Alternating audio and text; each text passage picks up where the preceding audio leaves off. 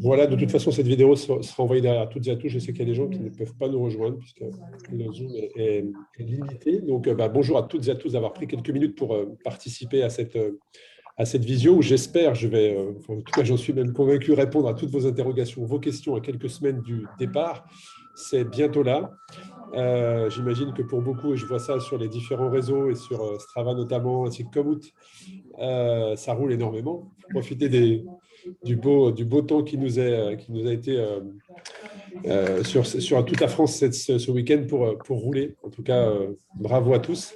Alors, il y a différents points que je vais aborder avec vous. On va faire un point sur les inscrits en fonction des distances. On parle également des dossiers, puisque je sais qu'il y a beaucoup de questions, dossiers complets, incomplets, complets mais pas complets. Donc, je vais vous expliquer tout ça. On parlera également de votre arrivée à Mandelieu. Qu'est-ce qui se passe quand vous arrivez à Mandelieu le vendredi? Les différentes horaires de départ, également en fonction des distances, le parcours et ses modifications, puisqu'on a apporté quelques modifications, les différentes barrières horaires. Qu'est-ce qui se passe sur les ravitaux? Il y a un clavier là, je vais rendre en muet. Voilà. Il y a un clavier, pardon. Il y a des ravitaux, les bases de vie. Qu'est-ce qui se passe? Qu'est-ce qu'on y trouve? Qu'est-ce que je fais? Est-ce que je m'arrête ou pas? Voilà. La gestion de vos sacs. Il y a un sac par distance et où est-ce que je les dépose, quand est-ce que je les dépose et comment je les récupère. Les arrivées et le protocole. La navette retour. Si vous pourriez couper vos micros, s'il vous plaît, ceux qui l'ont le micro ouvert, si vous pourrez juste le couper, ça serait juste parfait. Voilà.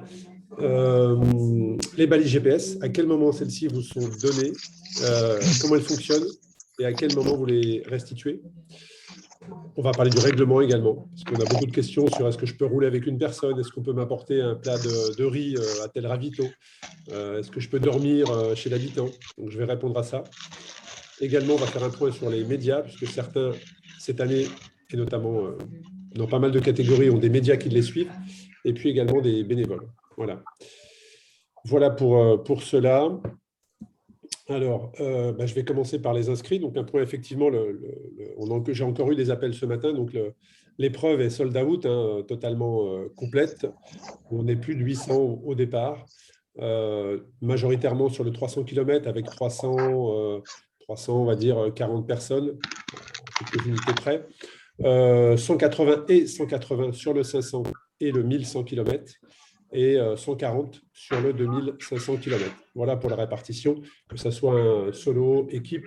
Là, je vous donne le nombre d'inscrits total. Donc, on a encore eu des appels et des messages ce matin. Les inscriptions sont fermées déjà depuis quelques jours, mais là, il n'y a plus de modifications possibles. Pour les personnes qui souhaitent changer de catégorie, par exemple, je suis en équipe de 4, un des 4 est blessé, est-ce qu'on peut passer en équipe de 3? Oui, il y a plein de choses qui sont possibles jusqu'à vendredi. Après, ce vendredi-là, ce ne sera plus possible.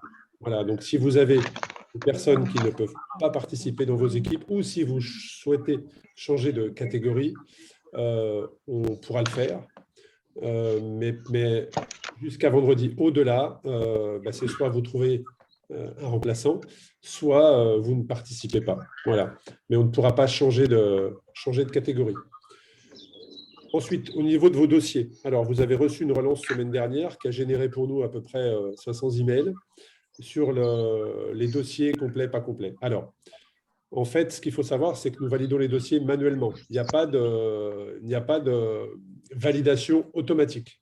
C'est-à-dire que si le dossier, vous téléchargez votre certificat médical, et on ne pourra pas, ça ne va pas se faire automatiquement. C'est à nous d'aller vérifier automatiquement le dossier. Donc, c'est très simple. C'est soit vous avez une licence, quel que soit, triathlon, athlétisme, cyclisme, fédération de vélo, FFC, trail. Si vous avez une licence, le dossier sera validé sans aucun problème. Si vous n'avez pas de licence, il nous faut un certificat médical, donc soit celui que vous trouvez sur la plateforme, sur le Drive, soit un certificat médical de votre médecin qui stipule que vous pouvez faire du cyclisme.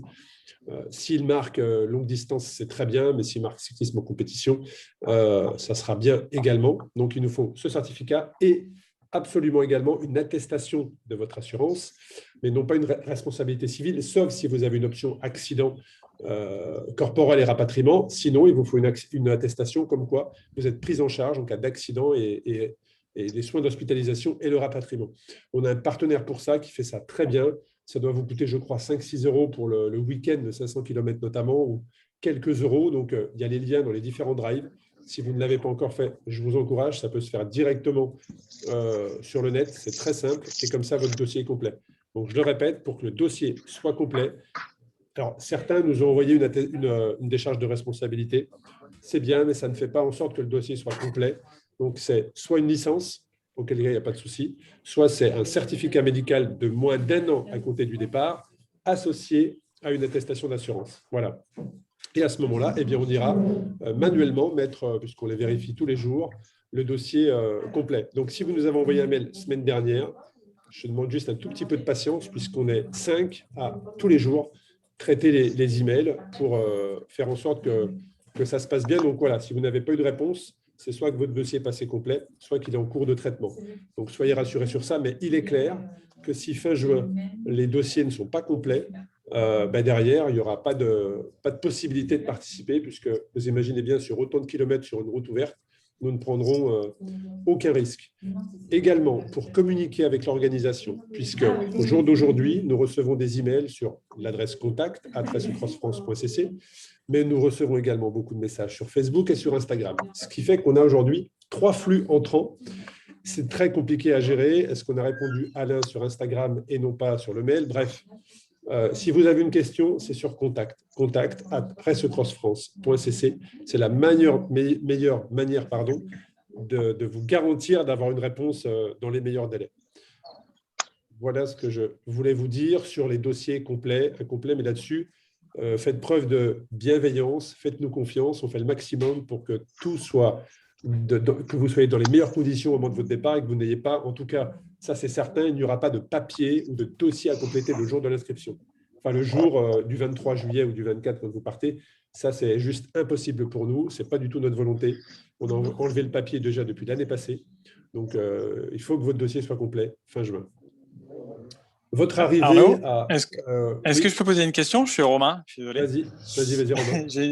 Quand tu parlais des dossiers, en fait, moi, mon dossier était marqué complet et j'ai reçu quand même un mail me disant qu'il manquait l'attestation. Parce qu'en fait, il est marqué, en fait, quand on valide le certificat médical, en fait, la source d'alimentation du certificat médical et de l'attestation, c'est 2 téléchargements différents.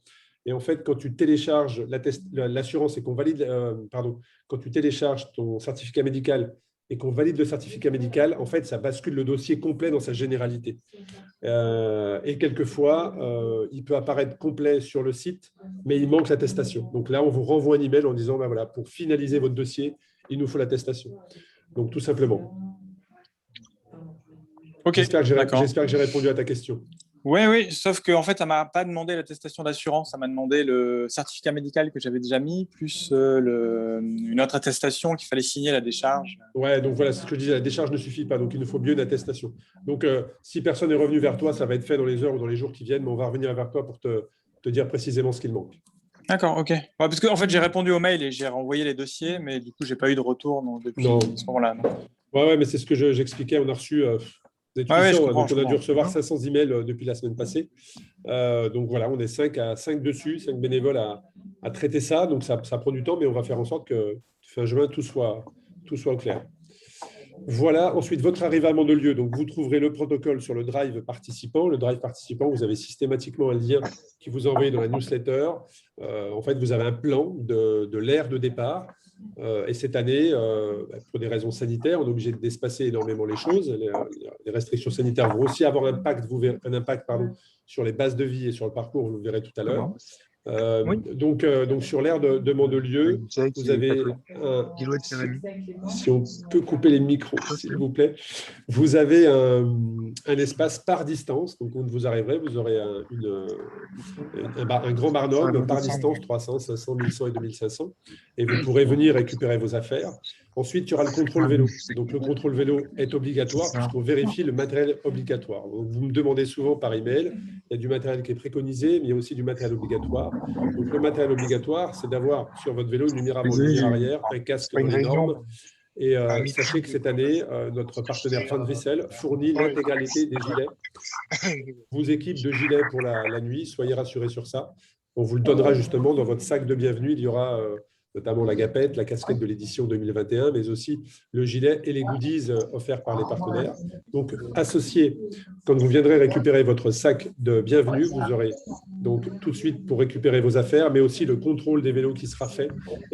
Et en fait, qu'est-ce qui fait au moment du départ que l'on sait que votre vélo est contrôlé, c'est que nous-mêmes, l'organisation, nous allons y poser une plaque de cadre, à un endroit très précis pour tous les participants. Donc, si sur votre vélo, une plaque de cadre est posée, c'est que votre vélo a été contrôlé. Si sur votre vélo, il n'y a pas de plaque de cadre, c'est que votre vélo n'a pas été contrôlé. S'il n'a pas été contrôlé, vous ne pourrez pas prendre le départ. Voilà.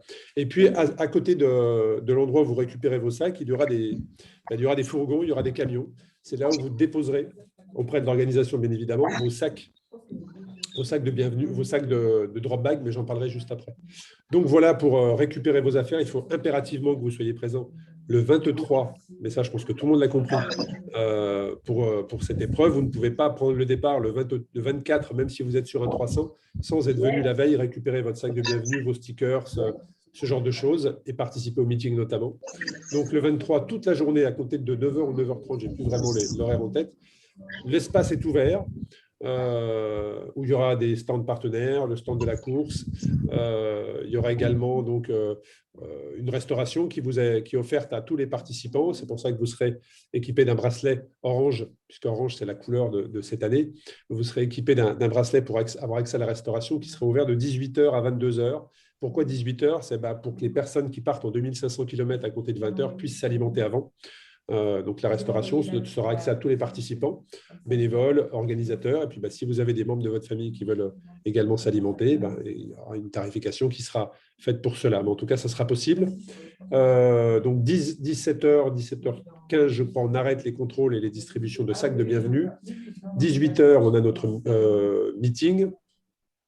C'est à 19h, pardon, 19h notre meeting, où là, je vais rappeler des règles de sécurité et des règles de règlement très précises. 19h30, il y a une parade dans la ville qui est faite avec les clubs de la ville ainsi que les coureurs qui font le 2500 km, ce qui avait été le cas l'année passée, ça avait été grandement apprécié.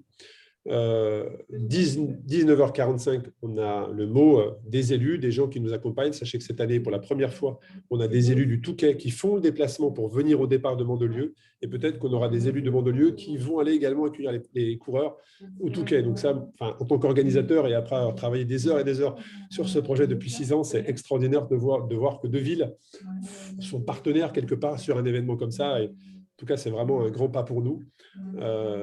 Ensuite, à -10 à 19h50, l'hymne national. Une particularité, mais c'était important pour moi. Il y a beaucoup d'émotions dans ce type d'épreuve et j'ai importé le concept des États-Unis comme cela. Et là-bas, il y a un hymne national qui est diffusé avant et je peux vous dire qu'il y a énormément d'émotions avant de voir les premiers participants s'élancer. Et puis, 20h précise, sur une rampe de lancement qui sera spécifiquement équipée à cet effet, les participants partiront toutes les minutes 30. Donc, les participants du 2500 km s'élanceront toutes les 90 secondes. Et ça va être comme ça jusqu'au dernier, donc par ordre décroissant. Donc, le dernier qui s'inscrit sur cette épreuve partira le premier.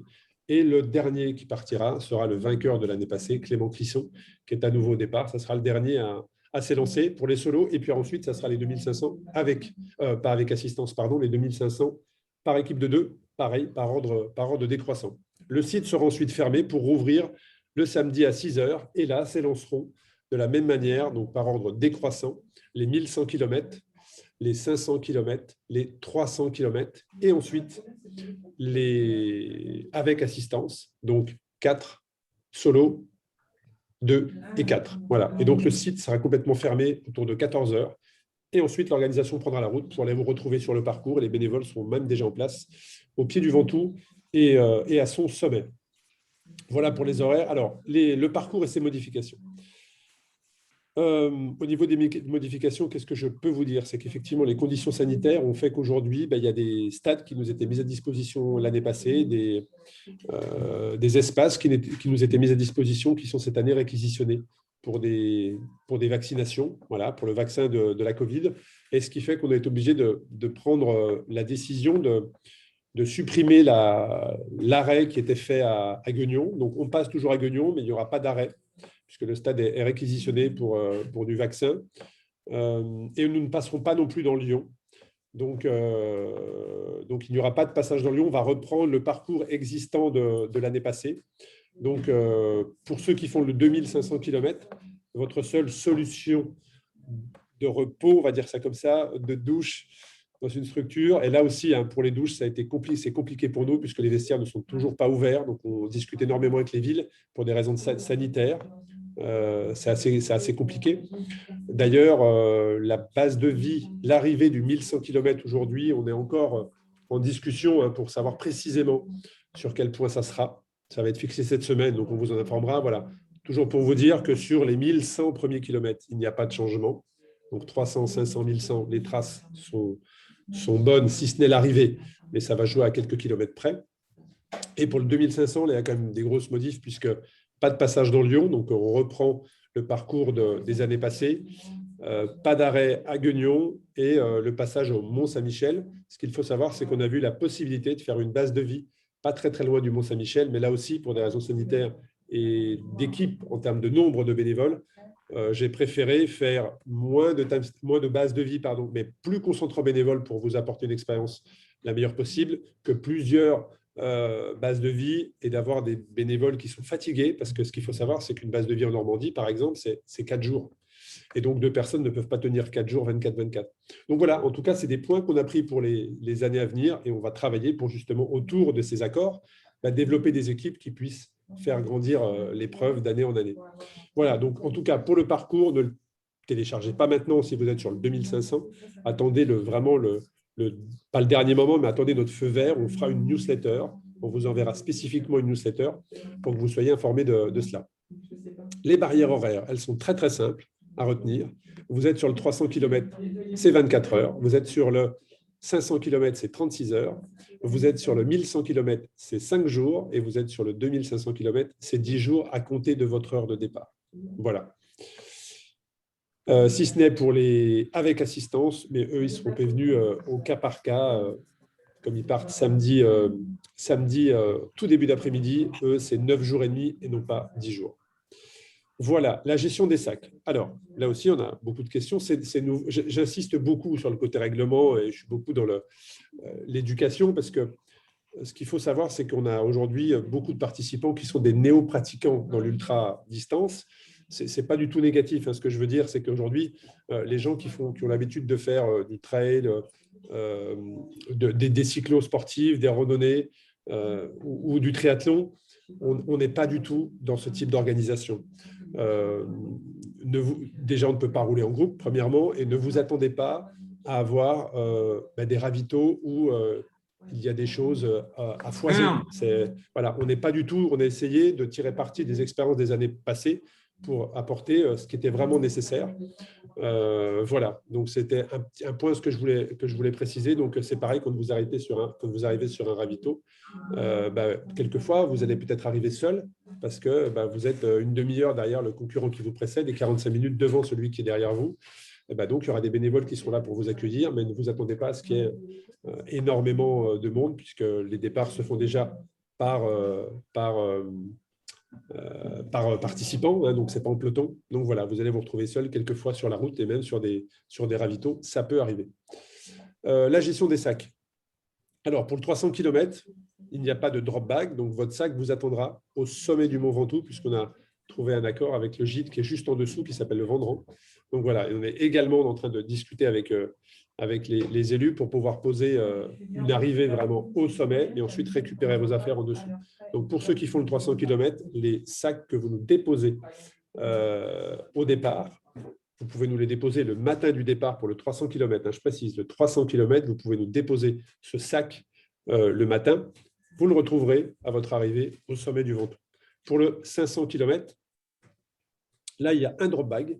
Donc, il est à Bedenbijk, au pied du Ventoux. Donc là, c'est pareil. Le sac de drop bag, il faut le déposer le vendredi, puisque le camion part dans la nuit.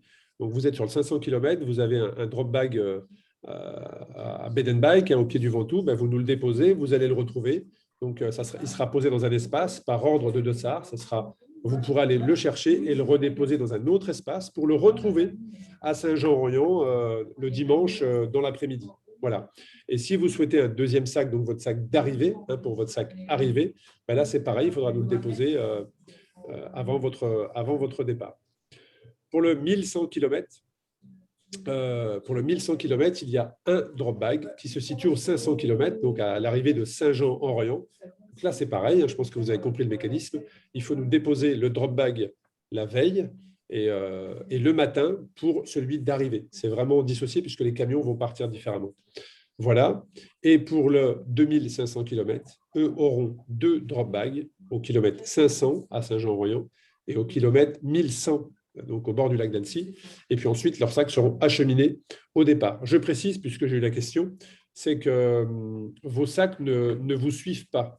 C'est-à-dire que si vous êtes, par exemple, sur le 2500 km, que vous posez 2 sacs, là aussi, je précise, c'est une possibilité qui vous est offerte. Vous n'êtes pas obligé de déposer des sacs. On vous donne cette possibilité. Donc, vous pouvez les déposer. Et donc, ces sacs ne vous suivent pas. C'est-à-dire que le sac que vous déposez sur le kilomètre 500, vous ne le retrouverez pas au kilomètre 1100. Ce sont 2 sacs différents, puisqu'ils vont faire 2 voyages différents pour être acheminés sur votre point d'arrivée. Également au niveau des sacs.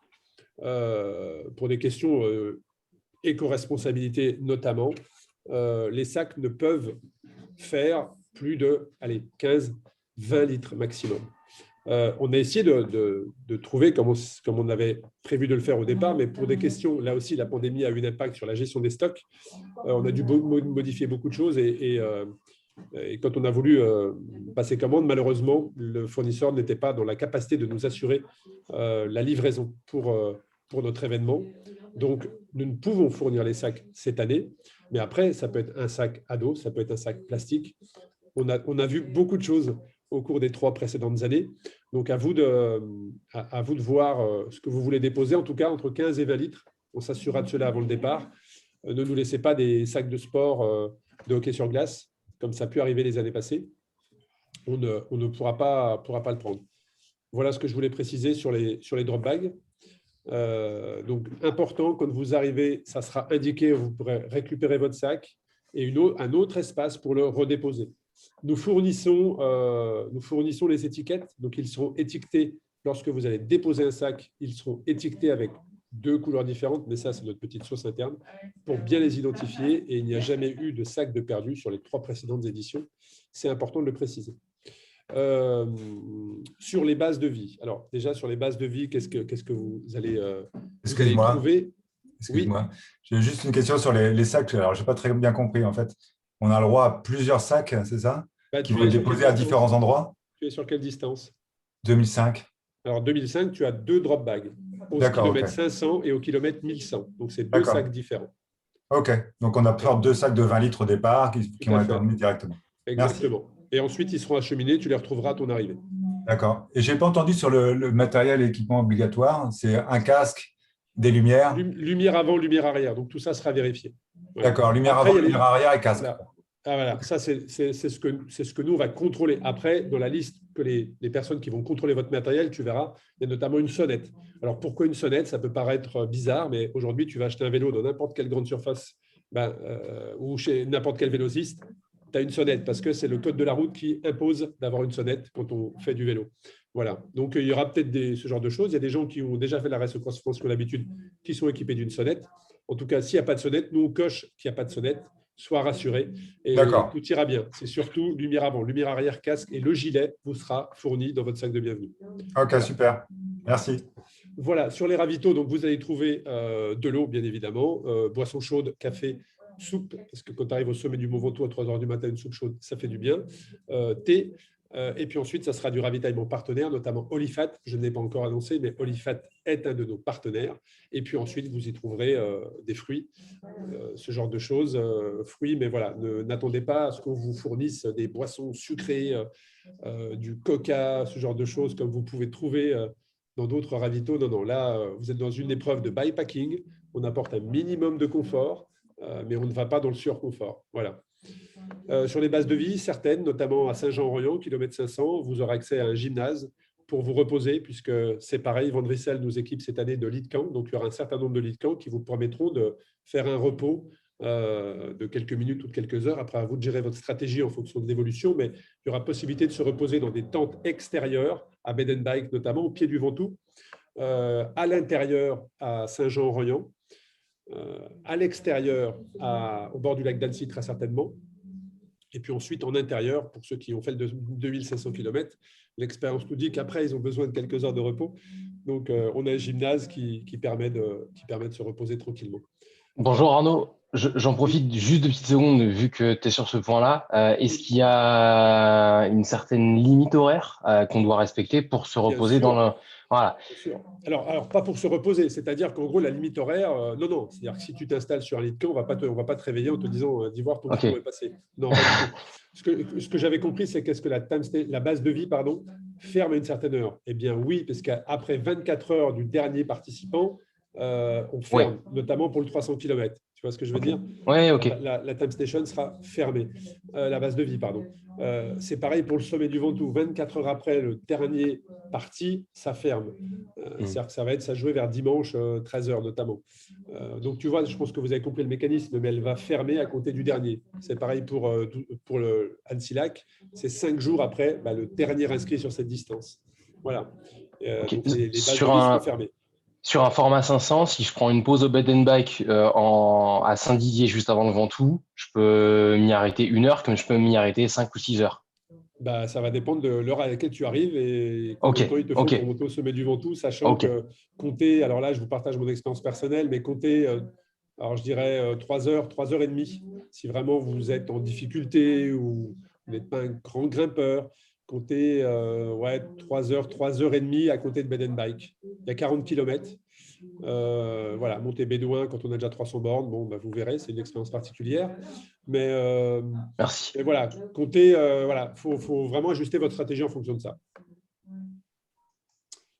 Voilà, les arrivées, le protocole. Une fois que vous serez arrivé, alors kilomètre 300, la remise se fera de vos médailles et de vos t-shirts, se fera directement au sommet en flux constant. Pour toutes les autres arrivées, il y a des protocoles qui sont mis en place. Donc, dimanche soir, on récompensera le podium, hommes, femmes, équipe, le dimanche soir à 19 h. Pour Annecy-Lac, on récompensera pareil, hommes, femmes, équipe, le mardi soir, puisque les premiers seront arrivés peut-être même lundi soir, mais en tout cas mardi soir à 19 h. Et à compter de jeudi jusqu'à dimanche soir, donc de jeudi à dimanche soir pour 2500, tous les soirs au Touquet, sur la place centrale, près du bord de mer, à 18 h, on remettra, c'est pareil, médaille et podium, à ceux qui sont arrivés dans les 24 heures. Donc, si un coureur, alors qu'on a déjà fait une remise de médailles devant tout le monde le jeudi à 18 h, si la personne arrive le jeudi à 23 h, eh bien, elle se représente sur cette même place le vendredi à 18 h et on lui remettra ce dont elle a mérité. Voilà pour les arrivées des protocoles. La navette, on a des questions sur la navette du retour du Ventoux. Oui, il y a une navette qui est prévue. On a négocié des tarifs avec un partenaire, donc le lien et les inscriptions vous seront mises à disposition très rapidement directement sur le logiciel d'inscription Newco. On vous expliquera tout ça, mais vous pourrez retourner sur vos comptes et de ce compte, vous pourrez prendre cette option payante, bien évidemment, puisque on prend un prestataire extérieur. Et ensuite, voilà, donc ça sera un gros bus, en fait, un bus de 50 places qui est prévu et qui vous ramènera directement à Mandelieu. Donc, le départ est prévu dimanche en fin de matinée. Donc, si vous arrivez un peu plus tôt, soit vous pouvez vous mettre au repos au sommet du Mont Ventoux, puisqu'une grande tente devrait être posée, soit les personnes, on a vu ça avec eux, ont la gentillesse de vous laisser monter dans le bus pour vous reposer et être chaud, puisqu'au sommet du Ventoux, on peut avoir un petit peu toutes les conditions en quelques heures. Donc, Donc voilà pour ce point. En tout cas, ça sera mis en place très prochainement et on vous informera. Également pour la navette Saint-Jean-Royan, donc l'arrivée du 500 km jusqu'à la gare de Valence. On est en train de voir avec eux. On insiste pour trouver une solution, mais pour le moment, elle n'a pas été validée, mais on est sur le point de trouver un accord pour avoir des allers-retours dans la journée. Vous vous emmenez à la gare, pareil, avec prise en charge de votre vélo, et le vélo est assuré pendant le transport, je le précise. Voilà Arnaud, les balises. Oui. Concernant les vélos sur les retours avec la navette. Oui, c'est pris en charge. Dans le tarif qui vous sera proposé, le vélo est pris en charge, ainsi que son assurance, s'il arrive quoi que ce soit. D'accord, merci. Alors, le retour se fait à Mandelieu direct, sur le point de départ. Arnaud? Oui. J'ai juste une petite question. Tu as précisé tout à l'heure sur le 300 km, mais tu ne l'as pas précisé sur les autres. C'est juste pour être sûr. On a bien le droit à un sac d'arrivée sur toutes les distances. Tout à fait. Quand je parle de drop bag, c'est les sacs qui sont le long de la route, mais vous pouvez nous déposer un sac à l'arrivée, effectivement, et lui, il va directement à l'arrivée. Il ne sera pas posé dans un autre endroit. OK, ça marche, merci. Et ce sac-là, vous pouvez nous le déposer juste avant votre départ. OK. Alors que les drop bags, il faut nous les déposer le 23 au soir. OK. Voilà, je fais bien de préciser. Une petite précision, est-ce que j'ai une housse de vélo à emmener à l'arrivée, c'est possible?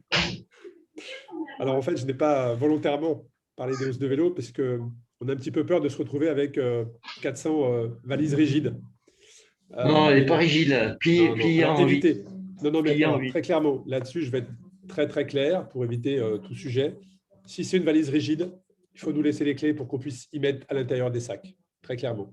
Si c'est une valise, une housse qui peut se plier ou se rouler, on trouvera des solutions. Voilà. Donc, ma réponse est oui. Si c'est une housse rigide, également oui, mais il nous faut la clé pour qu'on puisse y mettre des sacs. Voilà. Ok, merci. Moi, j'ai une petite question, Laurine.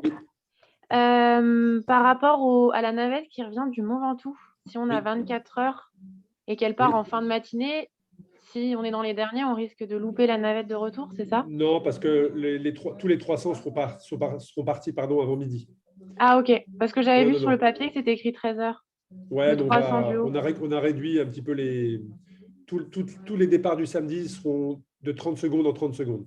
Ok. Et on avait prévu au départ un peu plus d'une minute, mais si on partait sur la minute, on y passait la journée. Okay. Donc, on a réduit ces délais-là. Et de toute façon, la navette ne partira pas tant que le dernier en course n'est pas arrivé. Voilà. Okay. Et dans les délais. Voilà.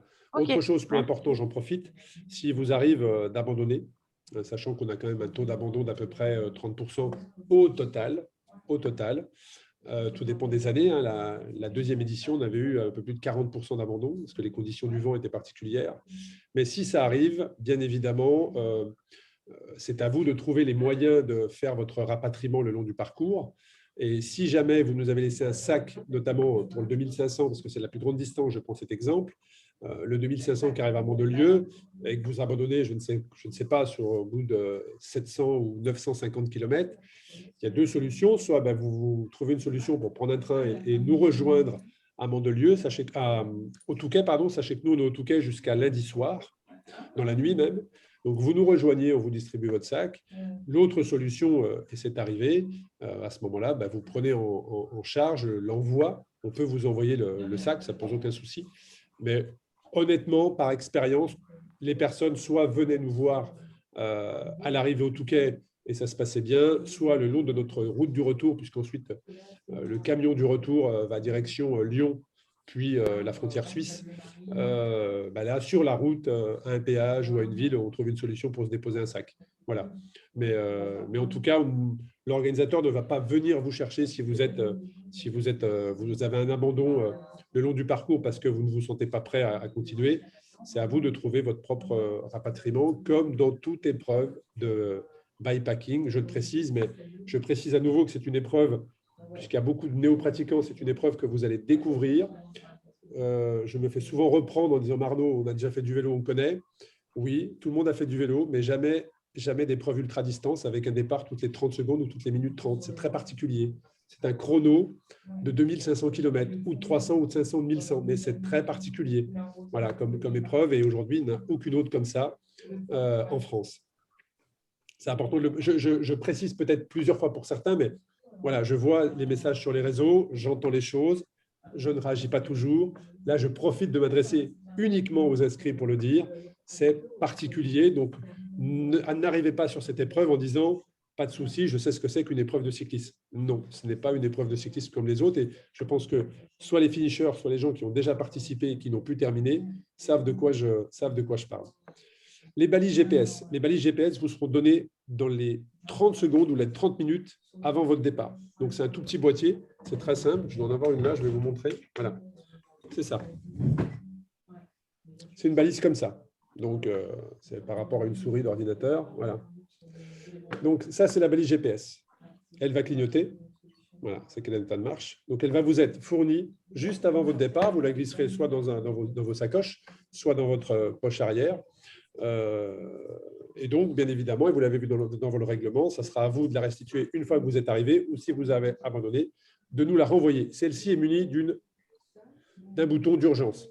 Je vous expliquerai au moment du départ, mais s'il y a un problème, si vous êtes en galère, si vous avez un accident, vous appuyez sur ce bouton et ça déclenche une alerte. On est prévenu et on agit. C'est arrivé par le passé et on a un protocole, on a un process et on sait comment réagir dans ce cas-là.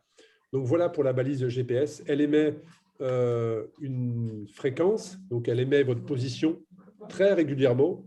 Je n'irai pas jusqu'à vous dire tous les combien, pour des raisons de confidentialité. Ça nous permet de vérifier votre évolution. En tout cas, elle nous permet de vérifier avec très grande précision votre position. Ce que je veux dire par là, c'est que cette année, on a mis en place une équipe de patrouilleurs. On a d'ailleurs de nombreux patrouilleurs et on va couvrir toute la France. Donc, ces patrouilleurs auront la mission de vérifier votre évolution. Par exemple, si vous vous trompez de parcours, ça peut arriver. Alors, vous allez me dire, oui, mais on a la trace GPS qui est sur notre compteur. Oui, mais l'année passée, il y a un participant qui a fait 150 km en plus et qui, en Saône-et-Loire, est parti faire le touriste. Voilà, et il a parcouru 160 km en plus. Donc, voilà, avec la fatigue, vous ne savez pas comment vous pouvez réagir. Toujours est-il que si jamais vous vous écartez de la trace, le patrouilleur prendra contact avec vous pour vous dire « Attention, là, tu t'écartes de la trace ». Alors, c'est soit vous avez trouvé un hôtel à 4 km, vous allez à l'hôtel et on vérifiera que vous avez bien repris la trace là où vous l'avez laissée, parce qu'il y a aussi des petits malins qui s'amusent à couper. Voilà. Bah, tiens, là, il y a une boucle, je vais couper. Vous pouvez essayer. Si jamais c'est le cas, bah, on vous demandera de revenir là où vous l'avez laissé, alors intentionnellement ou pas, toujours est-il qu'il faudra reprendre la trace là où vous l'avez laissée. On équipera également les GPS des voitures pour ceux qui ont une assistance. Comme ça, on verra si parfois le GPS du coureur se retrouve à rouler à 80 km/h dans la voiture. C'est des choses qui peuvent arriver. Donc ça, on le contrôlera également. Et puis surtout, ça va nous permettre aussi de voir si les concurrents roulent ensemble. C'est arrivé il y a 2 ans, où le deuxième et le troisième d'une distance, pendant plusieurs heures, avaient roulé ensemble. Donc, pour ceux qui ont l'habitude de rouler seul, on sait bien que rouler seul, vent de face, c'est différent que de rouler à 2. Donc là, c'est pas très compliqué. Hein. C'est-à-dire que le patrouilleur va envoyer un message aux 2 participants leur demandant de se séparer gentiment. Ça sera une sorte d'avertissement. Et on ira jusqu'à la disqualification s'il le faut. Je précise que pour le règlement, et c'est arrivé par les années passées, si je vous donne cet exemple, c'est que je l'ai vu visuellement, on a reçu l'année passée, sur l'épreuve du 300 km notamment, un coureur de notre course, puisqu'il avait le maillot de la course, donc il n'y avait pas de doute, qui a monté le Ventoux, en tout cas une partie du Ventoux, accroché une voiture. Donc ça, ce genre de choses, si on a la preuve visuelle, que ce soit l'organisation, un bénévole, un patrouilleur ou un autre concurrent ou un spectateur qui nous envoie ce type d'informations, le concurrent sera éliminé et mis hors course sur le champ. Pas de doute. Il n'y aura pas de discussion possible avec une preuve comme celle-ci. Cette année, le concurrent ou la concurrente sera éliminé. Voilà. Alors, je transite justement des balises GPS au règlement. Qu'avez-vous le droit de faire? Est-ce que ma famille peut m'apporter un plat de pâtes, un plat de riz le long de la route? Malheureusement, non. C'est à vous de trouver par vous-même votre alimentation, votre hydratation, vos problèmes mécaniques, comme ça a pu arriver. Bon, ben voilà, il y a un shop qui est à 5 km, ben vous allez au shop, faire réparer votre roue et vous revenez prendre là où vous avez fait le parcours, vous avez lâché le parcours, c'est des choses qui arrivent. Est-ce que je peux rouler avec une personne qui veut venir me faire un petit coucou? Le parcours, il est très très long. on veut, enfin, le but, c'est de faire une fête du vélo. C'est pas d'isoler non plus les gens. Ils sont suffisamment seuls comme ça. Donc, si vous avez une personne qui veut venir faire un petit coucou à vélo, pas de problème. Par contre, si vous vous amusez à faire des relais ou si vous avez tout un club qui vient pour accompagner un coureur, là, ça ne le fera pas. Voilà, ça le fera pas. Dites-vous bien qu'il y a suffisamment de monde cette année sur le 300 et le 500 pour que vous soyez toujours en visu de quelqu'un. La nuit, vous verrez, vous allez voir une lumière loin, une lumière derrière. Vous êtes 800, un peu plus de 800 sur à peu près 90 km, on va dire ça. Entre le premier et le dernier, il va y avoir à peu près 90 km. Donc, vous serez toujours quelque part visible.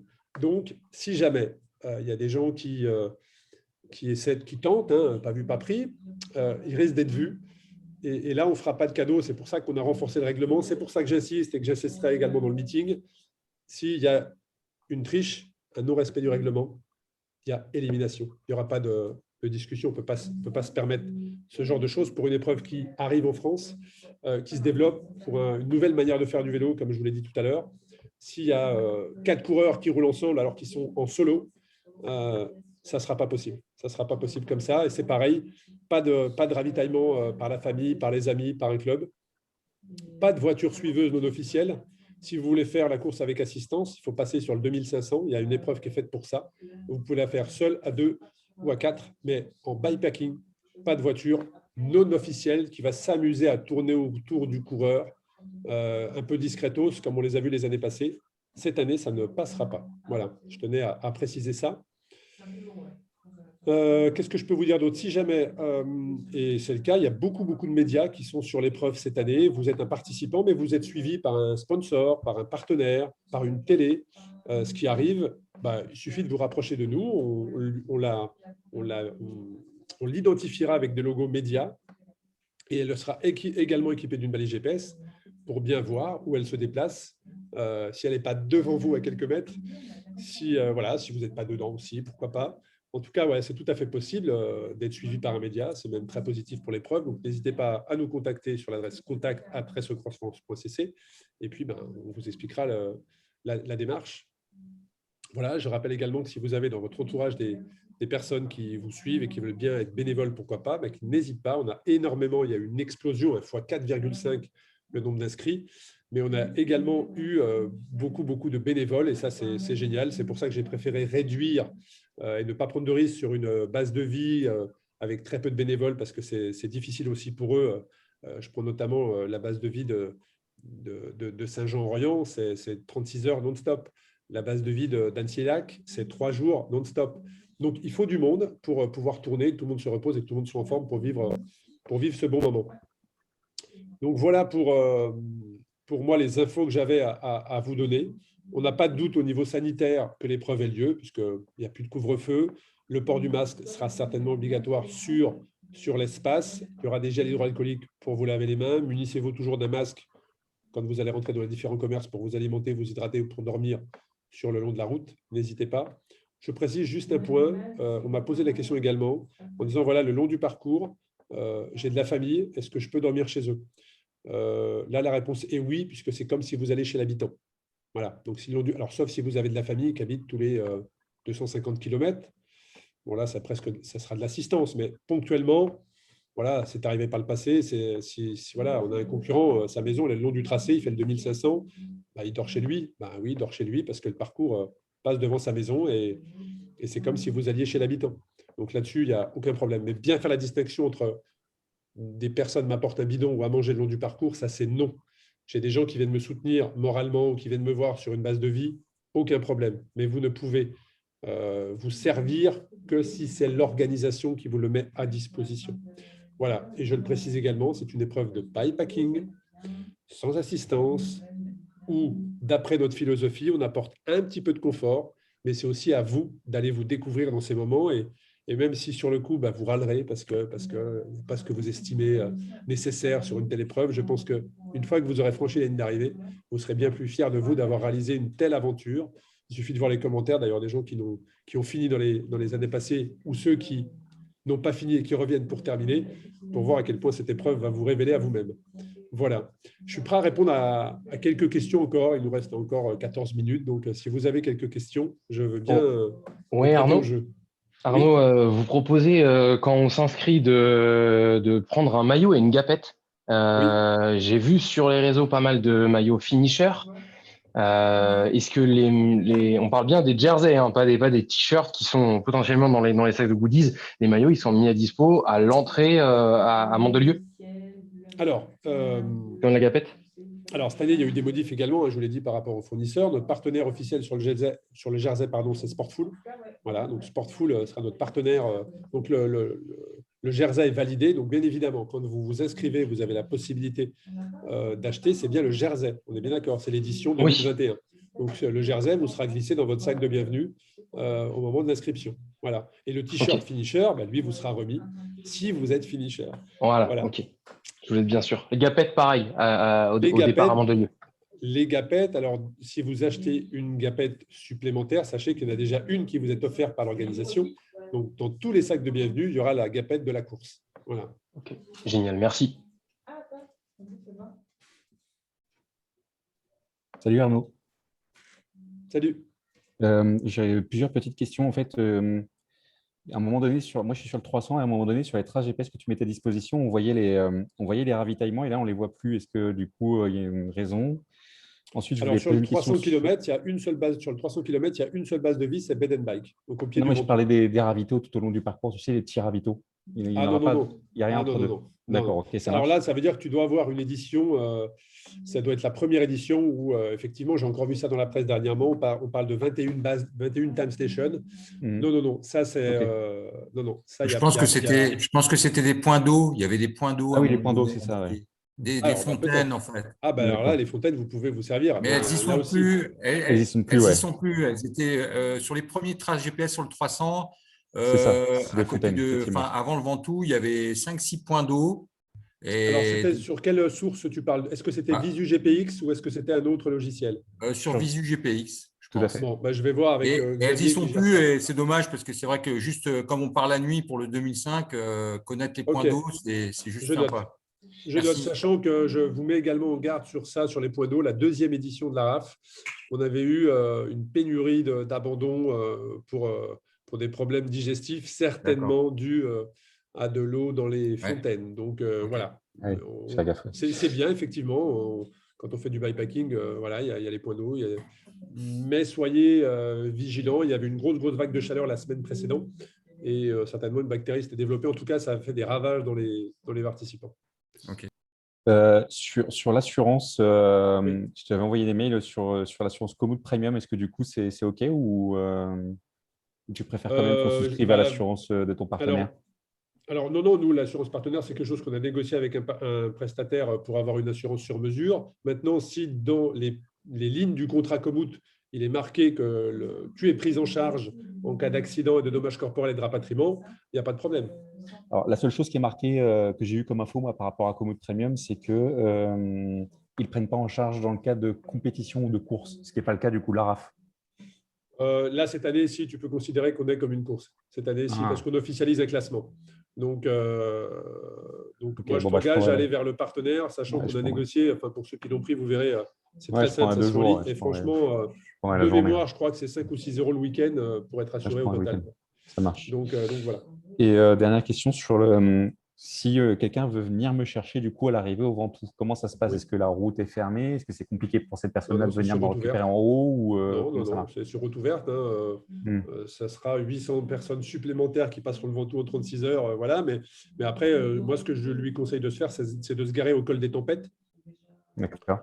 Voilà, et de monter le dernier kilomètre ou les 600 derniers mètres à pied pour t'accueillir là-haut, sachant que nous, notre camp de base au sommet du Ventoux sera juste au-dessous, au gîte du Vendran, voilà, qui rallonge d'ailleurs ses heures d'ouverture pour nous. Donc les gens qui voudront aller se restaurer ensuite ou s'attabler pour avoir une vue magnifique de ce qu'ils viennent faire, ils pourront. Mais oui, après, c'est en bikepacking, hein, surtout sur cette épreuve d'ultra-distance, ce qu'il faut bien savoir, c'est que nous n'avons aucune route barrée. Le seul barrage qu'il y aura, c'est pour votre départ, quand vous allez vous élancer de la rampe de lancement. Le premier carrefour, là, on aura quelqu'un qui va qui va sécuriser la route. Mais tout le reste du parcours, vous êtes sur route ouverte. Dans le règlement, vous vous êtes engagé à respecter le code de la route. Ça aussi, j'en profite. Mais si un patrouilleur qui est positionné tranquillement dans un petit village pour vérifier si les participants respectent le feu rouge et qui voit 5 participants ne pas respecter le feu rouge, il y aura 5 participants qui, là, pour le coup, auront un avertissement. Voilà, et voilà, donc c'est respect du code de la route, c'est la priorité. Donc, si ta compagne veut venir te récupérer, ce sera une joie de l'accueillir et elle peut se stationner comme si c'était une personne comme tout le monde et ensuite venir te récupérer sans souci. Ok, ça marche. Ben, merci à toi en tout cas. Oui, Frédéric, tu m'entends, Arnaud? Oui, parfaitement. Oui, tu as bien précisé tout à l'heure les portes horaires, par exemple pour le 300 de 24 heures, pour le 500 de 36 heures. Est-ce que ces portes horaires, elles s'appliquent également à ceux qui font le 1100 ou le 2005? Oui, oui. Si tu fais le 1100, tu dois avoir passé avant les 24 heures le Ventoux. Ok. Si tu fais, et le 500 avant 36 heures. Ok, d'accord. En fait, toutes ces horaires sont… on va dire qu'on a une base de données, on va dire ça comme ça, une base de données, une intelligence artificielle, quelqu'un qui fait de la prédiction, je ne sais pas comment on peut l'appeler, qui s'appelle Guy. Et Guy calcule depuis 4 ans tous les temps sur toutes les distances et toutes les catégories. Et donc, on sait à peu près vos temps d'arrivée et vos temps de passage. Et surtout que c'est largement jouable, puisqu'aujourd'hui, l'année passée, on a dû avoir 2 personnes qui ont fini après les 24 heures, mais qu'on souhaitait continuer. On n'a personne qui est passé au-delà des délais dans le 2500, ainsi que dans le 1100, toutes les personnes finissent dans les délais. Alors, c'est difficile, hein. Bien sûr, c'est difficile. Hein.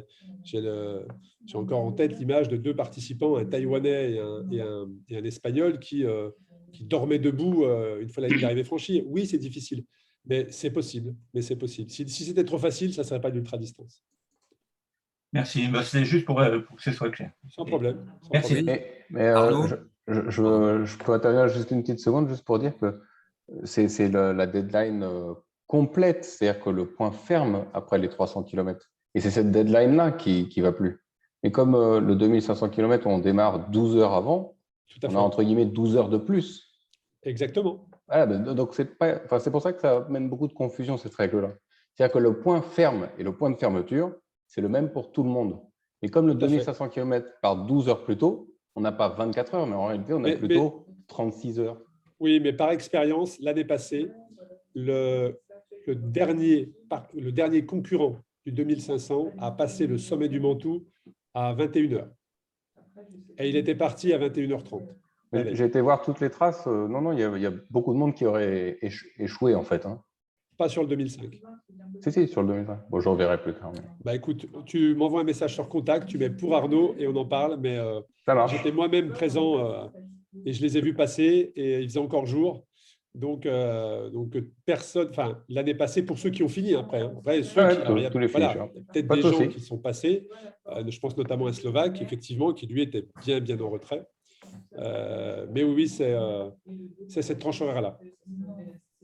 Arnaud? Oui. C'est Fred. Une petite précision concernant le GPS. En fait, on va les avoir donc quelques minutes avant le départ, mais pour se faire suivre par nos proches, etc., est-ce qu'on aura un numéro avant ou Oui, le lien, on va le communiquer bien avant. Ah, d'accord, ça, c'est pas au dernier moment. Parce que... Non, le lien, on le connaît déjà. Enfin, oui, c'est ça, je me doute. Non, c'est juste que la balise, elle, pour… La balise physique, l'instrument sera…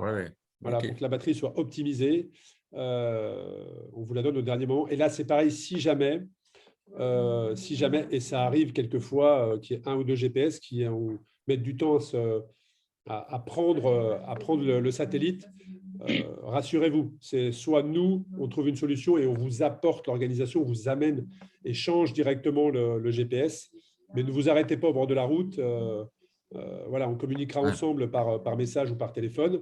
Et on vous apportera le GPS. Alors, vous allez me dire, bah oui, mais vous n'allez pas savoir où on est. Mais si, par rapport à votre durée, votre temps de départ, on sait à peu près sur quelle portion du parcours vous êtes, ou en tout cas, on aura le dernier point. Donc, on saura dans quelle direction vous trouvez. Mais voilà, on a toujours avec nous des GPS de rechange. Et si jamais de nous-mêmes, quand on suit votre évolution, on voit qu'il y a un GPS qui n'accroche pas, qui ne prend pas, on vous informe en disant, voilà, sois rassuré, ton GPS a un petit souci, mais on arrive et on va te le changer. OK, super.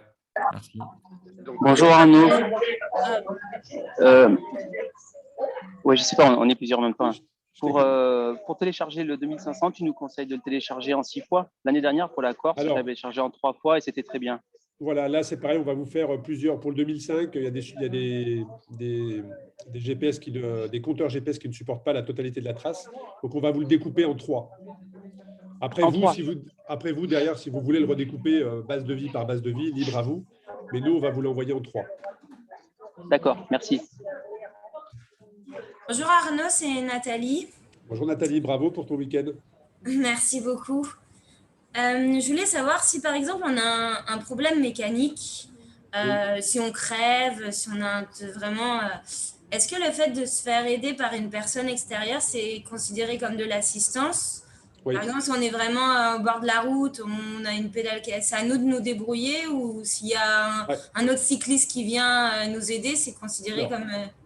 Alors là, c'est différent. Ouais. Je pense que c'est une épreuve, c'est un peu comme le Vendée Globe, il faut faire preuve de solidarité. Si jamais tu passes et tu vois un autre coureur qui est en galère, rien ne t'empêche de lui filer un petit coup de main. Par contre, si on voit des personnes qui ne sont pas des coureurs dans la course et qui la t'aident, là, c'est de l'aide extérieure. Enfin, alors pour certains, ce n'est pas très clair. Pour moi, c'est très clair. Si jamais tu passes et tu vois que tu as un de tes concurrents, on va dire ça comme ça, ou une personne qui est dans l'aventure, qui est en galère, moi, perso, je suis sur le vélo, je m'arrête. Voilà, je vois si je peux l'aider. Pour moi, ce n'est pas considéré comme de l'assistance. Par contre, si jamais, effectivement, tu as une personne, soit d'un club, soit de ta famille, soit de tes amis, qui vient avec la boîte à outils, là, c'est considéré comme de l'assistance. C'est arrivé les années passées, je pense d'ailleurs à Nico qui est sur le call, je crois, qui a cassé sa roue au bout de 5 km. Qu'est-ce qu'il a fait? Il a fait 10 bornes, je crois, ou 5 bornes. Il est allé chez le vélociste du coin, il lui a réparé sa roue, il est reparti. Il a perdu 2 heures ou 2 heures et demie, mais il a trouvé la solution lui-même. Voilà. C'est pour ça que j'insiste régulièrement dans les différents podcasts que j'enregistre et que je diffuse, c'est soyez-vous autonome dans la gestion de votre matériel. Je te donne une expérience personnelle. La semaine dernière, j'étais vers le Ventoux et j'ai cassé ma chaîne en pédalant. Ça ne m'était jamais arrivé depuis que je fais du vélo. J'ai cassé ma chaîne. Je l'ai réparée en 10 minutes. Voilà. Ça, sans faire du bikepacking, je n'aurais jamais su le faire. Et moi, je vous invite à avoir sur vous les outils ou un multitool. C'est ce que j'avais, tu vois. Voilà. Mais je ne m'étais jamais servi de ça, mais ça m'a servi pour une fois. C'est vraiment d'être autonome. Alors, bien évidemment, tu casses une pédale, tu casses une manivelle. C'est arrivé à Loïc l'année passée, qui était sur 500 km, qui a cassé une manivelle au bout de 1800 bornes dans une relance et qui a fini dans le camion des pompiers parce que son plateau s'était planté dans son mollet. Donc là, malheureusement, l'épreuve, elle est finie. Tu casses une manivelle, c'est terminé. Voilà. Sauf si tu t'appelles Sébastien et que tu loues un vélo comme lui a fait au pied de Haute-Luce, parce que son vélo était cassé, il est allé chez un loueur de vélo, il a pris ses bagages de son vélo, il les a mis sur un vélo de location et il a terminé le 1100 km. Il a trouvé la solution tout seul. Personne n'est venu lui apporter un vélo pour qu'il termine. Je vais regarder les émissions de MacGyver. Voilà. Non, mais c'est hyper important. Et tu verras que tu seras bien plus... Là, à chaque fois, je parle d'être fier de franchir cette ligne d'arrivée, mais c'est à vous de trouver la solution. On est toujours en support si vraiment il y a quoi que ce soit pour vous orienter. Bien évidemment, c'est arrivé, mais c'est à vous de... Crevaison, tu sais faire, un rayon cassé, tu trouves une solution.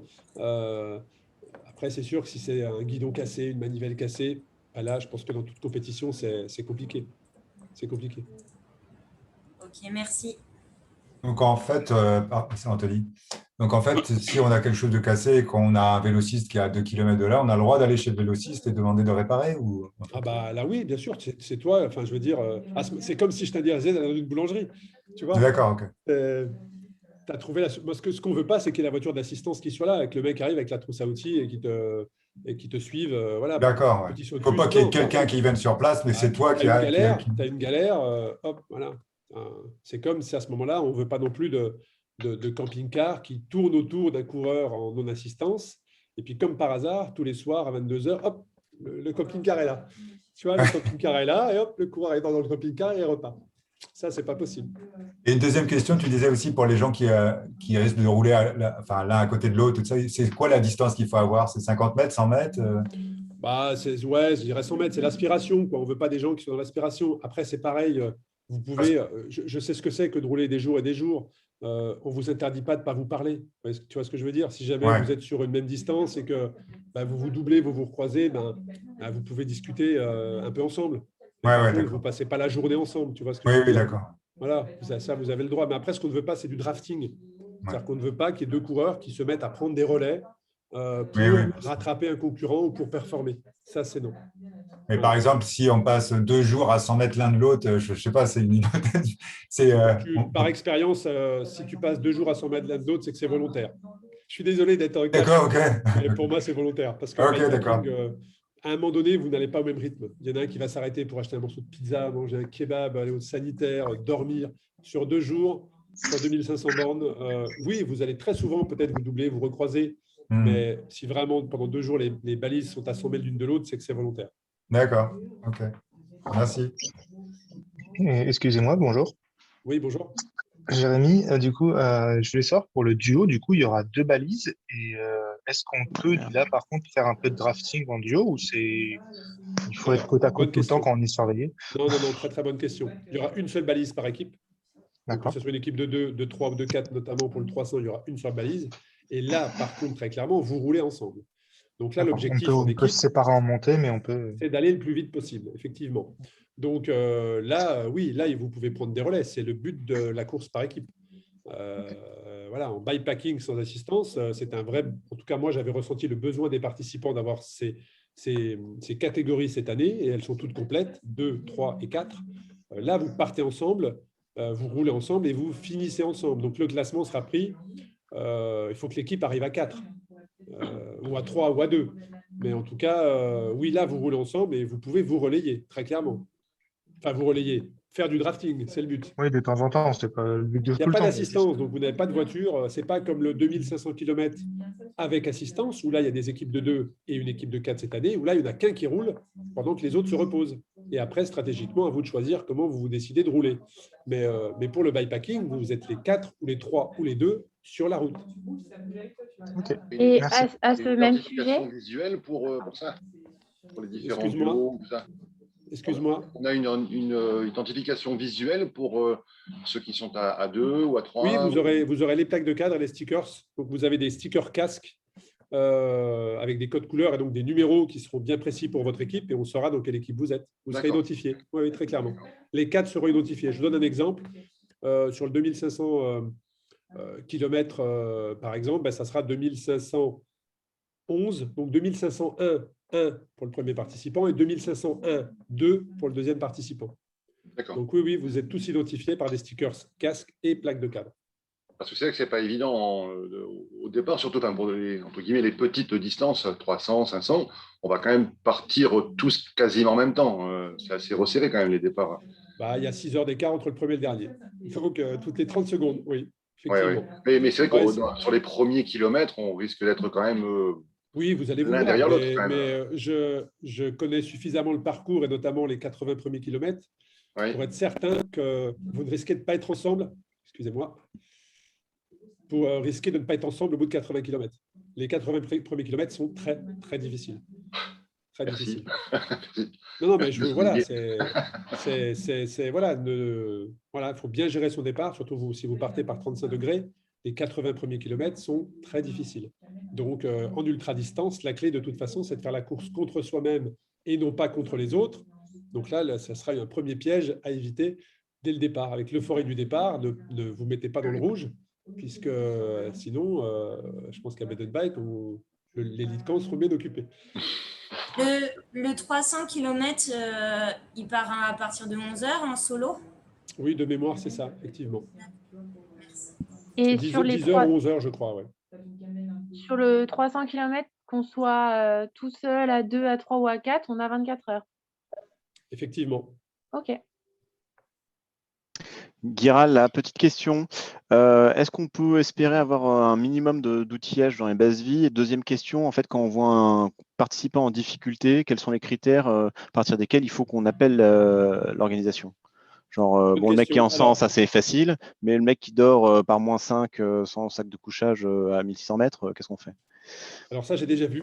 Ça a dormi à 1600 mètres par -5. Ça me fait penser à un coureur belge qui avait terminé 2e de la 2500 il y a 2 ans. Donc ça, il l'a fait. Tu t'assures à la limite juste à ce moment-là qu'il est toujours en vie, tu vois, qu'il est bien en vie. Mais sinon, après, chacun a sa stratégie. Je veux dire, à quel moment tu appelles l'organisation? S'il y a un problème. Si vraiment tu vois qu'un concurrent, et ce qui est arrivé par les années passées, tu vois qu'un concurrent est vraiment en difficulté, eh bien là, il faut appeler l'organisation. Et nous, tout de suite, on appelle les secours. Et avec la balise, on sait précisément où vous êtes. C'est ce qui est arrivé l'année passée. Un concurrent nous appelle, notamment Loïc qui a cassé sa manivelle. Dans les 10 minutes, les pompiers étaient là. Voilà. Donc, de ce côté-là, il n'y a pas de souci. Après, à quel moment je l'aide ou je ne l'aide pas, je dirais qu'à partir du moment où tu vois qu'il est en galère, ça va te coûter 3 secondes de lui demander est-ce que tout va bien, est-ce que tu as besoin d'aide? Voilà. Il te dit oui, il te dit non. Mais au moins, voilà, je fais beaucoup de similitudes avec cette épreuve que j'ai créée en regardant beaucoup ce que faisait le Vendée Globe. Donc, alors, juste petite question, parce que souvent, tu as des situations, tu as des gens que tu ne juges pas forcément aptes, qui ont une insolation, qui ont un problème, qui veulent reprendre le vélo, et ce n'est pas forcément très raisonnable. Alors ça, ce problème-là, ça sera géré par les personnes qui ont les compétences médicales sur les bases de vie, puisqu'on a renforcé cette année les bases de vie avec des personnes qui ont des compétences médicales, avec même un médecin qui sera en veille pour justement répondre à toutes nos questions spécifiquement dédiées à la course. Voilà, il y a des gens qui vont être formés pour ça et qui auront l'habitude de voir si une personne est déshydratée, mais sur les bases de vie. Toi, le long du parcours, si tu te rends compte qu'un participant est très très mal, rien ne t'empêche de nous avertir et nous, on pourra prendre contact avec lui. Voilà. Et puis, pour répondre à ta question sur l'outillage, là, on va vous communiquer effectivement, mais sur une base de vie, on n'a pas de partenaire mécanique et réparation. Donc, il y aura peut-être, tu trouveras peut-être, mais certainement ce que tu as toi dans ta trousse à outils, des clés Allen, ce genre de choses, mais pas pour réparer un pédalier. Voilà. D'accord. Non, mais ça peut être une stratégie, parce qu'entre réparer avec un multitool et réparer avec des vraies clés Allen, par exemple, tu peux te dire je vais faire 10 km de plus et atteindre la base de vie, quoi. Mais ça, c'est quelque chose que l'on souhaite développer très clairement. Mais pour le moment, faute de partenaires, nous n'avons pas sur les bases de vie un référent. On peut le faire, on a tous dans des bénévoles des gens qui ont les compétences pour filer un coup de main s'il y a un souci. Mais le problème, c'est si on le fait, il faut que ça soit fait de manière déjà équitable pour tout le monde. Fait, et il faut que ça soit équitable pour tout le monde et il faut que ça soit identifié. C'est-à-dire que si on le fait, il faudrait que sur chaque base de vie, il y ait vraiment un corner qui soit fait pour ça. Aujourd'hui, on a des compétences, donc si on est en galère, nous, l'organisation, on va venir voir si on peut t'aider. Tout simplement. C'était juste la mise à dispo d'outillage, en fait. Alors non, il n'y aura pas de mise à disposition d'outillage. D'accord. Mais c'est quelque chose qu'on va développer, donc c'est une bonne remarque. Ouais. Bonjour. Oui, c'est Victor. Petite question un peu technique sur les plaques de cadre que l'organisation du coup va nous donner au départ. Je voudrais savoir comment ça s'accroche, en quelle matière c'est et où ça se met juste par rapport aux sacoches de selle, de cadre, alors, etc. C'est la raison pour laquelle c'est nous qui allons vous les poser. C'est pour qu'elles soient toutes déposées au même endroit. Ça sera certainement sur les hauts bancs arrière. Et du fait qu'on les pose toutes au même endroit, c'est parce qu'on a étudié justement le fait en fonction des sacoches devant, derrière, sous la selle, sur le top cadre, en dessous. Bref, elles vont être posées toutes au même endroit. Et ça sera un endroit qui sera très certainement sur le haut banc arrière. Et donc, c'est nous qui allons les poser avec des serflex directement. Ça marche. Oui, bonjour, merci pour toutes les infos. Deux complémentaires pour un jeune padawan du sujet sur le 300 km. Est-ce que je pars avec un sac à dos ou est-ce que je pars avec une sacoche de sel de 16 litres ou 11 litres, je ne sais pas. Pour le 300 km, après, il y a une notion de météo. Hein. C'est-à-dire qu'il faut quand même… aujourd'hui, on a eu toutes les conditions possibles au Ventoux sur les 3 précédentes éditions. Il y a une édition qu'on a faite, les participants sont passés avec plus de 120 km/h de vent au sommet et j'ai dû tous les tenir dans le dernier virage, sinon ils s'envolaient, à une canicule ou une grosse chaleur l'a dépassé. Donc, ça dépend de ta stratégie. Aujourd'hui, à 300 km, le meilleur temps sur le 300 km, excusez-moi, c'est 12h30. 12h30. Donc en 12h30, tu n'as pas besoin d'un sac de sel de 16 litres. Par contre, c'est à toi de voir, surtout pour ton alimentation et pour ton hydratation, principalement. Okay. Et deuxième question, j'ai un vélo avec deux plateaux et j'en ai un avec 3 plateaux. Qu'est-ce que tu me recommandes? Je recommande qu'au bout de 300 km, monter le Ventoux, il faut être souple. Voilà, donc après, le braquet, c'est très personnel, mais il faut monter en souplesse. On connaît tous le Ventoux par Bédouin, donc je ne pense pas que cette année, il y ait un record qui soit battu de Quintana sur la Race Cross France, mais il faut être très, très souple dans vos braquets. C'est la seule. Donc, moi, je ne connais pas vos cadences de pédalage, mais. Un petit verre d'eau, s'il te plaît. Excusez-moi. Arnaud, tu m'entends? Merci. Allô? Allô? Oui, on t'entend. Oui, le ravitaillement. Ok. Peu cimetière.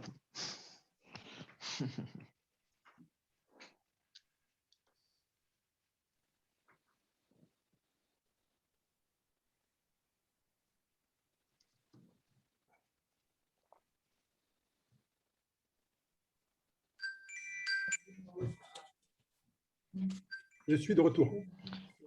Oui, Arnaud, c'est Julien, bonjour. Salut Jean-Luc. Je t'écoute. Allô, ça va Jean-Luc?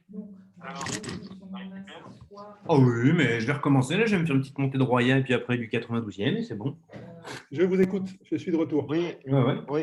Arnaud, tu m'entends? Et puis, oui, je vais faire une veille de Roya, je redescends. Il faut que tu coupes ton micro. Et je rentre. Ça ira bien. Il y a tout de suite, là, il y a le briefing du cours, là, où ils annoncent un petit peu comment ça se passe pour l'organisation. Je vous écoute si vous avez des questions. Ouais, Arnaud, moi c'est Julien. Je te contactais, j'aurais voulu savoir pour le 2500. Là, tout de suite, ça ne me concerne pas. Du coup, tu as. Bon, ça va, tu as récupéré toi aussi? Je suis un peu perdu pour l'heure de départ. Alors, excuse-moi, si les personnes qui ne parlent pas peuvent couper le micro, s'il vous plaît. Vous êtes levé tôt. Je vais t'essayer de réactiver. Hein. Je coupe les micros pour tout le monde et je te laisse te réactiver le tien.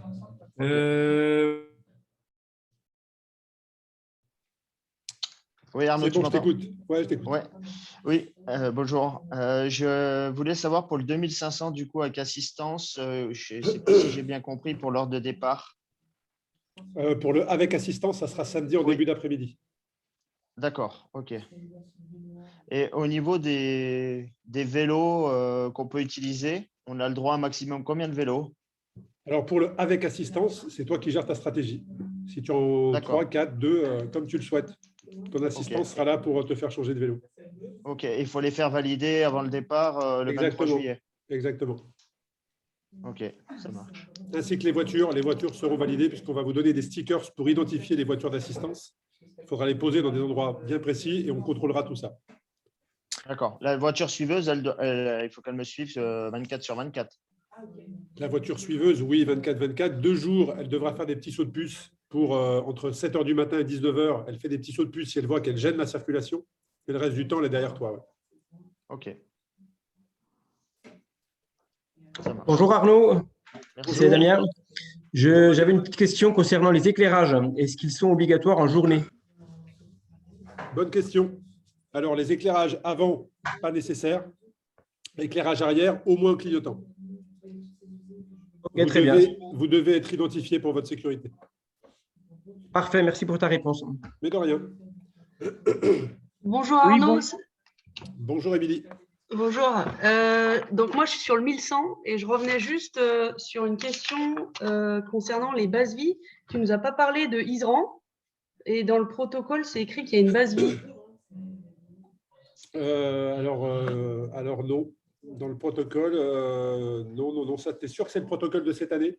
Ah c'est celui que j'ai imprimé en tout cas, mais je l'ai imprimé déjà depuis un moment. Il est en tête de 2021, mais c'est peut-être il n'y a pas ça. Il y a eu des modifs. Non, c'est ce que j'expliquais en tout début pour des raisons sanitaires, en fait. Hein. Il y a des choses qui ont un impact, soit sur des bases de vie qu'on est obligé de modifier parce que les choses sont…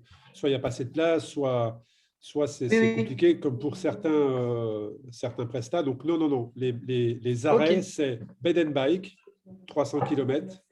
Sommet du Ventoux, il y aura quand même un petit peu de café, de soupe chaude pour les gens qui passent, mais ça ne sera pas un ravito officiel, mais on sera là. Saint-Jean-Royan, kilomètre 500, et Doussard, enfin Annecy-Lac, on va dire, l'arrivée du 1100 km. Voilà. Pas d'autres ravitaux ou quoi que ce soit le long du parcours. Donc, et puis, il y a bien qu'un seul drop-back pour le 1100, du coup, à Saint-Jean. Pour le 1100, il y a bien un seul drop-back à Saint-Jean-Royan, tout à fait. Ok, super. Eh bien, merci. Bonne course à tous. De rien. Merci. Bonjour Arnaud, c'est Vincent. Vincent. J'ai une petite question. Moi, je vais arriver de Belgique le 22 au soir. J'aurais voulu savoir jusqu'à quelle heure on peut s'inscrire et voir si on peut s'inscrire le 23 matin. Ah oui, même l'aire de départ est ouverte le 23. Donc, si tu arrives le 22 au soir, le 23, on sera là pour t'accueillir, sans problème. Et à partir de quelle heure? On ouvre à 9h, je crois, de mémoire. Ok, super. Sans problème.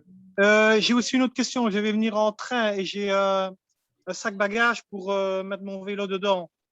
Ça, je peux le donner à l'organisation pour qu'il me le remonte jusqu'à la fin du 1100. Alors, c'est ce que j'expliquais en tout début, mais tu n'étais pas arrivé sur le call. Je n'étais pas là, non, je n'ai pas su me connecter. Si c'est une valise rigide, il nous faut la clé pour qu'on puisse remplir avec des sacs souples. Ça prend énormément de place. Et si c'est une sacoche souple, sans problème. Ok, super. Merci beaucoup. Mais de rien. Oui, bonjour Arnaud, c'est Ludovic. Je suis sur le 2500. Bonjour, je suis sur 2500 avec assistance. L'assistance, beaucoup de règles dans le règlement sont liées à la version backpacking. Oui. Et donc, pour l'assistance, on peut, entre guillemets, faire tout ce qu'on veut, entre guillemets. Ou est-ce qu'il y a des règles quand même qui ne s'appliquent pas, qui s'appliquent ou qui ne s'appliquent pas sur la version avec assistance? Avec assistance, la chose que tu n'as pas le droit de faire, c'est de te mettre dans l'aspiration du véhicule d'assistance, par exemple. Ça, c'est interdit. Sinon, je dirais que ton assistance est là pour faire en sorte que tu ailles le plus vite possible. C'est la particularité du avec assistance. C'est que tu as un staff qui est constitué d'un nombre de personnes en fonction des moyens que tu as et qui est là pour te faire avancer le plus vite possible. Donc, elle t'apporte ton bidon. Là, on est vraiment en mode contre-la-montre. Et donc, tu peux avoir une voiture qui te suit en permanence et puis 2, 3 autres ou une autre qui tourne autour pour faire dormir l'assistance. À vous de définir votre propre stratégie. Mais tu ne peux pas non plus avoir 4 voitures qui te suivent constamment. C'est une seule qui te protège et qui est derrière toi constamment de 19h à 7h du matin avec des feux clignotants et qui te protège. Elle sera identifiée avec des stickers qu'on va vous fournir au départ. Voilà. Et puis après, je dirais que non, il faut que tu suives.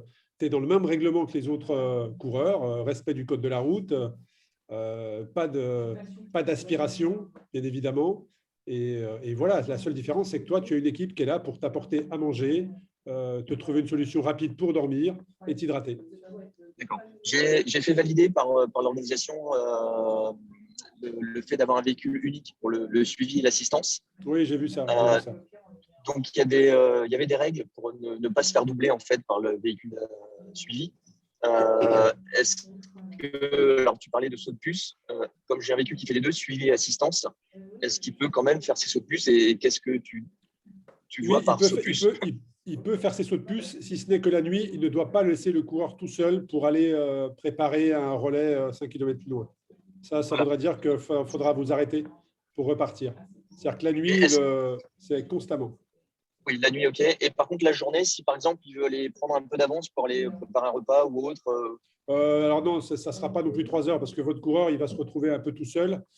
Si tu peux avancer de quelques kilomètres, mais pas d'une demi-journée, quoi. Tu vois ce que je veux dire? Oui, non, ce ne serait pas la demi-journée, mais est-ce qu'il y a quelque chose d'acceptable genre, il part une demi-heure avant? Après, c'est votre stratégie. C'est-à-dire que si tu le laisses seul, avec assistance, vous allez plus le pénaliser que l'aider. Donc là, c'est votre stratégie. Vous gérez votre stratégie. On est vraiment avec assistance, c'est de la pure stratégie pour aller le plus vite possible. Oui, mais c'est surtout par rapport au fait que dans le règlement, le véhicule de suivi doit rester en permanence derrière. Oui, mais la nuit, vous ne pouvez pas le faire. Ça, vous ne pouvez pas le faire. Le jour, la journée, il peut aller devant. Tout à fait. Voilà, ok. Mais un saut de puce, ça peut être une demi-heure en avant pour aller préparer quelque chose, un repas. Un saut de puce, c'est difficile à estimer, mais ça peut pas être, être, comme je te l'ai dit, ça peut pas être 30 bornes, quoi. Voilà. Oui, non, c'est bien. Ok, ça marche. Pour revenir sur l'histoire du drafting, j'ai des amis du côté d'Orange qui auraient souhaité faire quelques kilomètres avec moi. Est-ce que c'est possible, juste à côté pour parler, sans passer des relais, mais c'est pour faire un petit coucou, encourager. Et alors, pareil, je suis du Nord. Quand on va arriver dans le Nord, j'ai peut-être des copains qui souhaiteraient venir faire quelques kilomètres pour encourager aussi. C'est juste de l'encourager. C'est toujours pareil. Je pense qu'il faut faire les choses intelligemment. Et comme je l'ai dit, le but n'est pas de vous isoler dans cette course-là, c'est de partager ce que vous vivez. Nous, ce qu'on ne veut pas, c'est qu'il y ait un peloton qui roule avec un coureur, en fait. Oui, non, c'est pas le but. Oui, alors, je peux comprendre, ce n'est pas le but, mais ça peut être interprété comme ça, en fait, sans que ça soit volontaire. Donc, il faut faire attention à ça. C'est sûr que nous, si on voit, si visuellement on voit un patrouilleur, voit un concurrent entouré d'une équipe ou même de 4 personnes, il risque de venir connecter avec toi. Et voilà, si ça dure 5 minutes, pas de souci. Mais si c'est plus de 100 bornes, là, disons que voilà, je pense que le patrouilleur, il aura agi bien avant. Ok, ça marche. C'est toujours de la bonne intelligence. Hein. Je sais que personne ne part d'une mauvaise intention, mais après, il faut regarder comment c'est interprété pour la personne qui joue le règlement à fond. C'est arrivé les années passées. Donc, on est très vigilant cette année et on ne fera aucun cadeau. C'est pour ça que j'insiste beaucoup sur le règlement et sur ce qu'il faut faire, pas faire. Parce que s'il y a une sanction qui tombe, vous ne pourrez pas me reprocher de ne pas vous avoir prévenu. Tout simplement. Oui, et puis le but, c'est de se faire plaisir, mais de ne pas se faire disqualifier pour une chose. Oui, bien sûr, mais le but, j'insiste aussi, c'est non plus de ne pas vous isoler. Tu vois, pas non plus vous isoler. Enfin, je connais assez bien la discipline pour savoir ce que c'est, l'effet que ça fait quand tu roules tout seul depuis des heures et que tu vois quelqu'un qui arrive pour te saluer. Ça fait super plaisir. Est-ce qu'on peut se dire, par exemple, que pour éviter de se faire disqualifier pour le drafting, si on a quelqu'un qui vient passer, 30 minutes avec nous pour discuter, rouler, effectivement, c'est un exemple, 30 minutes avec nous, discuter, nous encourager. Je ne pourrais pas te donner précisément 30 minutes ou 32 minutes ou 28 minutes. C'est juste que les personnes peuvent venir te saluer, mais il ne faut pas que ça soit, pour te faire rouler plus vite. Voilà, en gros, c'est ça. Non, c'est bien. Ok. Non, c'est parce que j'ai des amis qui m'ont posé la question et voilà, je leur ai dit je vérifie parce que je n'ai pas envie de me faire disqualifier non plus. Et dernière question, l'histoire du temps limite pour le 2500, il est passé à 9 jours et demi. Avec assistance, oui, 9 jours et demi. Oui. C'est lundi soir. Il faut que lundi soir, à 22h, tout le monde soit arrivé. D'accord. Il y avait l'histoire d'un temps où l'organisation n'était pas là jusqu'au bout. Dans l'FAQ, il y avait une histoire de 8 jours où tout le monde n'était pas là jusqu'au bout. Ah non, alors 8 jours, c'est sur la première édition. On a allongé un peu les délais. Il y avait 8 jours sur la première et deuxième édition. Et on est passé à 10 jours depuis l'année passée. Donc, non, nous, on sera là du premier arrivé au dernier. D'accord. Ok, ça marche. C'est tout pour moi. Merci beaucoup. Bonjour Arnaud. Petite question concernant le D+. Suivant les applications, en fait, il y a une différence assez nette. Moi, je suis sur le 2500. Et la différence part de quasiment 5000, 6000 mètres de différence. Quelle est l'application à favoriser, la plus juste pour toi? Je suis entièrement d'accord avec toi. On n'a pas un dénivelé qui est le même en fonction des applications. Et c'est d'ailleurs pour ça, cette année, qu'on est parti sur… alors notre partenaire, c'est Komoot, qui va d'ailleurs, cette semaine ou semaine prochaine, vous envoyer un code à tous pour avoir accès à la Komoot Prestige, je crois le nom. Mais nous, on a mis en tout cas, c'est sur le site internet que vous pouvez télécharger la map. Et comme ça, on est passé par Visu GPX parce qu'il n'y a pas besoin de code ou d'abonnement pour qui que ce soit. Donc, la trace est disponible. Après, à vous de choisir sur quel support vous souhaitez le télécharger. Nous, notre partenaire Komoot va vous donner un code qui vous permet d'utiliser Komoot Prestige pendant 3 mois, je crois. Donc, libre à vous de l'utiliser. Mais là-dessus, je ne saurais pas te dire pourquoi Strava a plus de dénivelé que Open Runner, que Komoot. C'est leur propre algorithme. La plus juste, je dirais que c'est une fois que tu l'auras fait, tu verras les tas tas de tes jambes, elles te diront lequel était la plus juste. Mais, non, je suis bien d'accord. C'est très difficile comme question parce qu'effectivement, aucune plateforme n'a le même dénivelé, le même mode de calcul et les mêmes algorithmes. Donc, voilà. Ce que je sais, c'est que c'est difficile. Ça, c'est certain. Ok, yes, merci. Arnaud Guiral a à nouveau une autre question. Contrairement à d'autres épreuves de backpacking, je comprends qu'on n'a absolument pas le droit de modifier la trace. Il faut suivre la trace. C'est quoi? C'est à chaque embranchement près ou est-ce qu'on a le droit de faire des petits détours ou est-ce qu'il faut vraiment s'arrêter uniquement dans les bleds et les ravitaillements qui sont sur le bord de la trace? Alors, on n'a pas le droit de l'optimiser, on n'a pas le droit de faire quoi que ce soit. Je vais reprendre exactement le terme que tu viens de donner. Vous n'avez pas le droit d'optimiser la trace. Vous devez suivre la trace. Si vous sortez de la trace, ce qui peut arriver pour aller dans un hébergement, pour aller vous ravitailler, pour aller chercher un point d'eau, pour dormir, bref, pour réparer, si vous sortez de la trace, vous devez la reprendre là où vous l'avez laissée. Là-dessus, on ne peut pas… Imagine que 800 coureurs interprètent la trace comme ils le souhaitent. Vous n'allez pas prendre la même trace tous. Donc, il y a une trace qui a été faite depuis 4 ans, qui a été optimisée à chaque fois. On a des bénévoles qui ont travaillé, je pense à Xavier et Guy notamment, qui ont roulé plus de 11 000 km pour sortir une trace la plus propre possible. On a Pascal Bride qui est venu en renfort dans l'équipe cette année sur tout ça. Donc, c'est beaucoup, beaucoup de travail. Et effectivement, vous devez suivre la trace qui a été cette année optimisée et contrôlée. Donc voilà, ma réponse est vous suivez la trace. Si vous la quittez, vous la reprenez là où vous l'avez laissée. C'est très clair.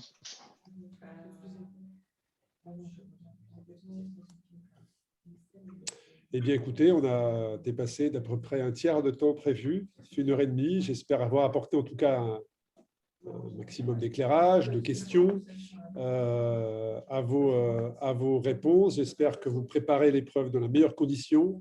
De notre côté, sachez qu'on fait le maximum aussi pour que votre expérience soit la meilleure possible. La seule chose que moi je peux vous demander, c'est de faire preuve de bienveillance et de compréhension envers toute l'équipe de bénévoles qui constitue cette belle épreuve, parce que sans eux, rien ne serait possible. Et puis, j'aurai le plaisir de vous retrouver le 23, parce que le 22, on y sera déjà depuis un petit moment, mais le 23 et le 24 pour vous voir vous élancer dans cette aventure. Mais j'aurai surtout le plaisir de vous voir une fois la ligne d'arrivée franchie avec la médaille autour du cou. C'est l'objectif. Et puis après, voilà, il y a des impondérables, il y a des choses qui arrivent. Et ça fait partie de la course. Voilà. Eh bien, je vous souhaite une bonne journée à tous. Je vous envoie dans la journée cet enregistrement, si vous voulez le réécouter, s'il y a des choses qui n'ont pas été très claires, ou si d'autres personnes n'ont pas eu la chance de pouvoir le voir en live, elles pourront le regarder tranquillement. Et puis, si vous avez une moindre question, une interrogation, le seul flux sur lequel vous devez communiquer, c'est l'adresse mail contact@racecrossfrance.cc. Et si on ne répond pas dans la journée, sachez qu'on répondra de toute façon dans les meilleurs délais pour que vous puissiez avoir votre réponse. Voilà. Je vous souhaite une belle journée, une bonne fin de prépa. Il y avait une dernière question peut-être? Non? Non, c'est bon. Eh bien, à très bientôt et j'ai hâte de vous voir en tout cas à Mandelieu. Merci. Merci beaucoup. Merci, bonne journée. Merci, très gentil à tous. Merci.